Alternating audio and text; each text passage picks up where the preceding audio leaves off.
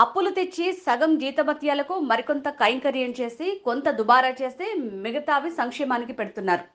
దేశ సమాజంలో సంక్షేమం అవసరమే కానీ దానికి పరిమితి ఉండాలి కదా. ఎవరైనా సొంత డబ్బు ఇవ్వరు, ప్రజల సొమ్ము అని మరచి తమ డబ్బుగా భావిస్తున్నారు. కేవలం సంక్షేమమే పరిపాలన అనుకుంటే ఆ దేశం ఆ రాష్ట్రం నాశనం అవటం ఖాయం. మనకిప్పుడు నడుస్తుంటే కాదు, మన పిల్లల భవిష్యత్ ఏంటి అని అందరూ ఆలోచించాలి. ఎల్లకాలం పుచ్చుకోవడం కాదు, ఎప్పుడూ సంపాదించుకోవడం అలవాటు చేసుకోవాలి. పేదరికం పోయే విధానం అమలు కాకపోతే ప్రజలే నష్టపోతారు అని లోక్సత్తా జయప్రకాష్ నారాయణ అన్నారు. ముందుగా మండు టెండర్లో మీరంతా మధ్యాహ్నం వచ్చారు. మాకు ఎక్కడ పెరిగినా కూడా హైదరాబాద్ అలవాటైపోయింది కాబట్టి హ్యూమిడిటీ తట్టుకోలేకపోతున్నాం. టెంపరేచర్ కంటే నాకు తెలుసు వేసవికాలంలో ఎంత కష్టమని చెప్పాను. ప్రత్యేకంగా మీ అందరికీ ధన్యవాదాలు. ఇప్పుడు జరగబోయే ఎన్నిక సూటిగా అంశంలోకి వచ్చేస్తాం. జరగబోయే ఎన్నిక మా దృష్టిలో ఒక నిర్ణయాత్మకమైన ఎన్నిక, ఒక డిఫైనింగ్ ఎలక్షన్. మామూలుగా మనం అనుకునేది ఏదో జగన్మోహన్ రెడ్డి గారికి చంద్రబాబు నాయుడు గారికి మధ్య పోరాటం, వైకాపాకి టీడీపీ బీజేపీ జనసేన కూటమికి మధ్య పోరాటం, మరి ఇంకా చెత్తగా మాట్లాడుకుంటే రెడ్లకి కమ్మవాళ్ళకి కాపులకి మధ్య పోరాటం. ఇది కదా మన రాష్ట్రంలో చర్చ అంతా. ఇది కాదు. ఒక పేద దేశంలో ఇప్పటికి కూడా అక్షరజ్ఞానం సరిగ్గా అందని దేశంలో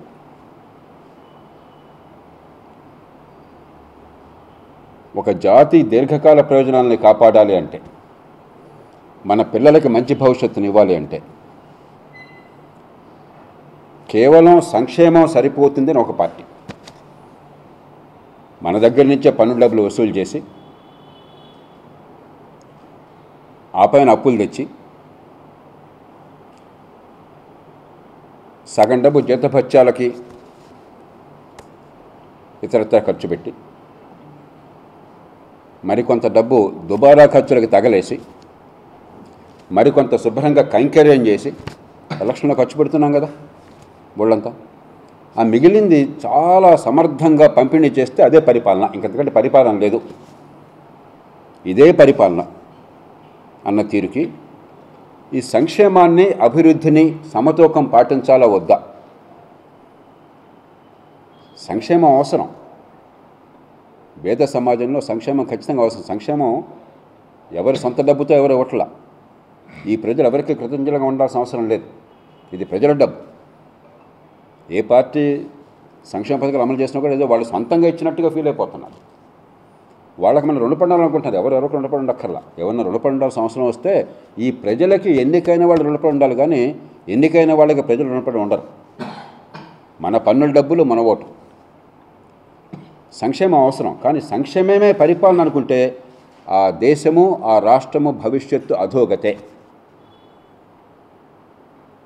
ఎల్లకాలము సంక్షేమం అనుకున్నట్టయితే, ఎల్లకాలము పేదరికంలో పుట్టిన పాపానికి పుచ్చుకునే చేతులు అయినట్టయితే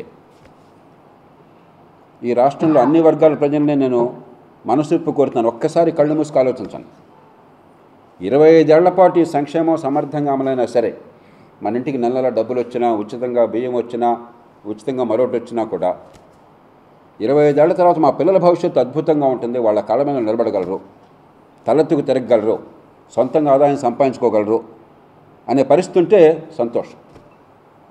కానీ ఎల్లకాలం పుచ్చుకునే చేయనట్టయితే,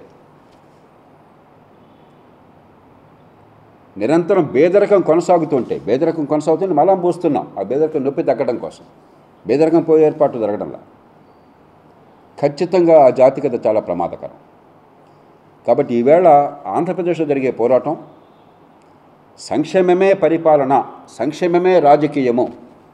అంటే సంక్షేమం అంటే ఏంటి? వ్యక్తిగతమైన తాత్కాలిక ప్రయోజనాలు. వ్యక్తిగతము, తాత్కాలికం. అభివృద్ధి అంటే ఏంటి? దీర్ఘకాలంగా సమాజం మొత్తంలో సంపద సృష్టిని పెంచటం, మౌలిక సదుపాయాలు కల్పించటం, ఉపాధి పెరిగేందుకు ఏర్పాట్లు చేయటం, పెట్టుబడుల్ని ప్రోత్సహించటం, పారిశ్రామికీకరణ చేయటం. ఆ రూపంలో వ్యక్తుల ఆదాయాలు సొంతంగా పెరిగి వాళ్ళ కాళ్ళ మీద వాళ్ళు నిలబడ్డాం. ఈ రెంటికి సమతూకం కావాలా, సంక్షేమమే పరిపాలన, ఈ రెంటికి మధ్య పోరాటం జరుగుతుంది ఇవాళ. మన దురదృష్టం కొద్దీ తెలుగునాట చర్చల్లో ఎంతసేపటికి కులం ప్రస్తావన తప్ప, ముఠాల ప్రస్తావన తప్ప,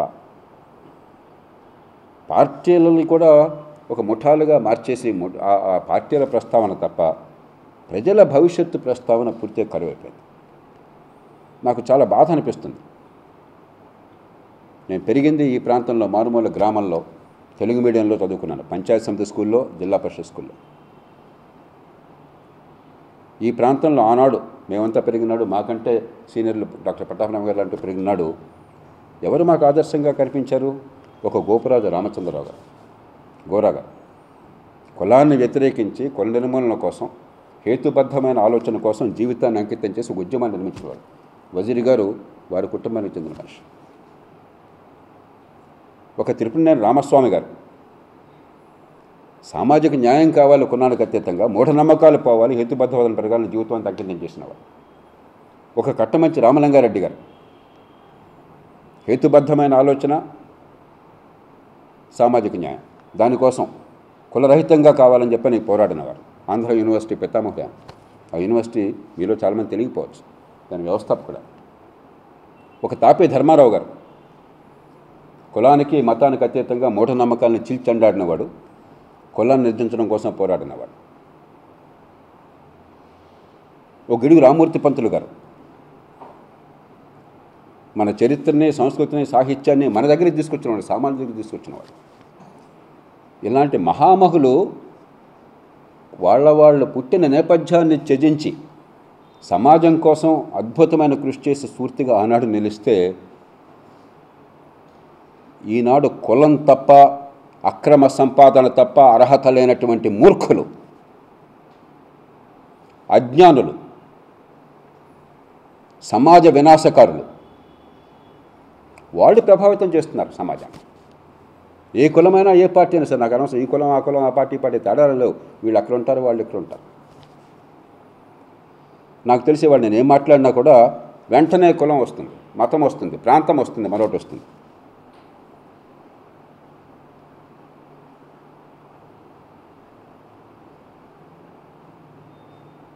ఇక్కడ మాకెవరికి కులం లేదు, మతం లేదు, ప్రాంతం లేదు. ఈవేళ దేశము, రాష్ట్రం ఉన్న పరిస్థితుల్లో మన పిల్లల భవిష్యత్తును ఎట్లా కాపాడుకోవాలి? ఒక జాతి భవిష్యత్తు నిర్మాణం చేయడంలో చాలా సమాజం పాత్ర వహిస్తుంది, నమ్మిన విశ్వాసాలు పాత్ర వహిస్తాయి,